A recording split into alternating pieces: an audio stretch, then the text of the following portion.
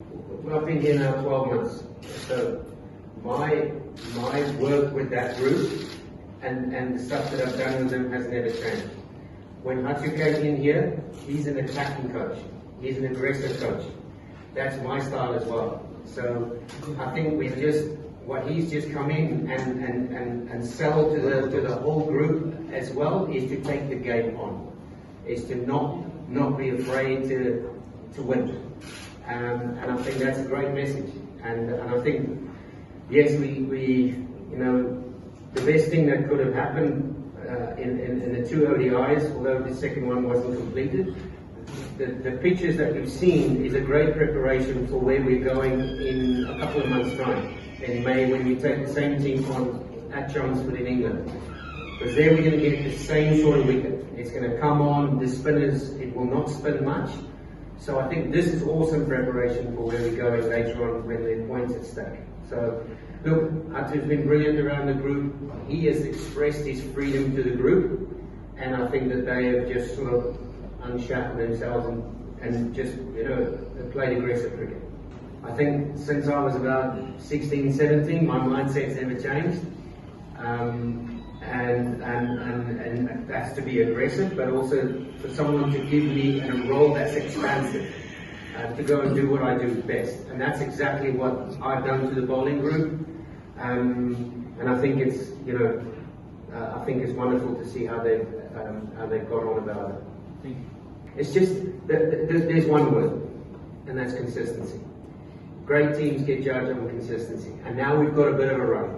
There's always either from a technical perspective or a tactical perspective where we can get better at. Yes, the 70s and the 90s must become 120s and go big and take us to 380, 400. But one thing I'd love to see now, and we've got that little bit of belief now. We've got belief and we've got consistency. Beating India, beating England in the T20s, and hopefully we can close the deal tomorrow out here. So for me, the one thing I'm looking at, like I've been working on with the bowling group, is consistency and success. So we're slowly but surely getting there, but it's a long road ahead. So the one area is let's get consistent with our winners. Yeah, look, I'm not pretty sure. To be honest with you, I'm not quite sure when they leave. And when we'll see them again, or when we'll see them in Chelmsford, that I am not sure. I keep my nose out of that stuff. My job is to work here, and that's about it. So I'm not really going to elaborate on that. And when players go and come back, I'm not sure. To be honest with you, that's my answer. I'm not sure when we'll see them. From the moment I met him in Johannesburg, Victoria, exactly 12 months ago, and he's kept on being impressive. And if you say there's one area that he needs to work on, I'm still trying to find that area. But what is pleasing for me is that Eberdot is always in the game. He's always in the game. It doesn't matter if he goes for 4 or for 6. You know that he's in the wickets column every single game. And he's that kind of bowler that is up there 145, 148 at times, where you know that pace factor will have a massive impact on the game. And he showed that again the other night. So for me, I mean, he's impressive. He's an athlete. He's got a great engine on him, and he's a great kid to work with. The Salette rocket. So I love working with him. I think he's a wonderful talent. From a guy who's won a fast bowling competition to where he is now, he could consistently becoming a member of all 3 formats in the game. So I stay close to not just to him but to all of them.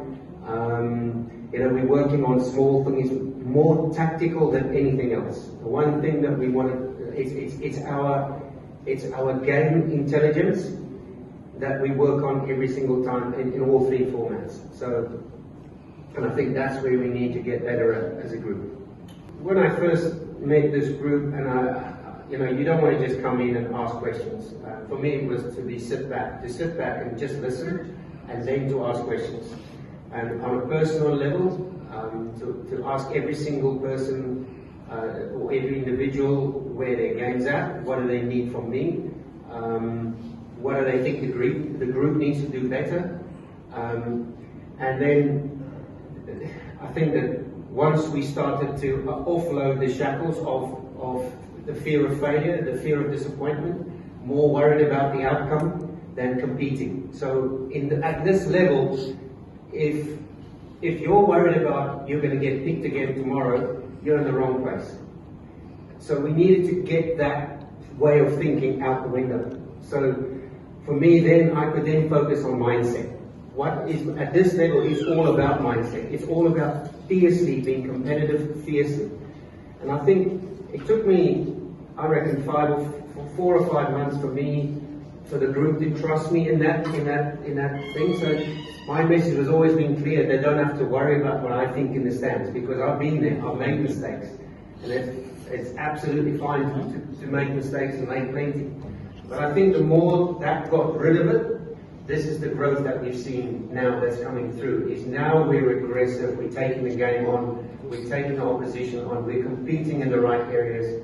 And that is, like I said earlier, I could only sell people a blank, but if they don't like it and they don't want to try it, then it's not going to end so well. But the pleasing thing is right now there's a great sense of belief in this group, and to expand this group even further would be even better, to go and find some more youngsters that we can take forward, and so that we can start rotating. You know, we can start rotating players, we can start rotating bowlers, and see who's got what. But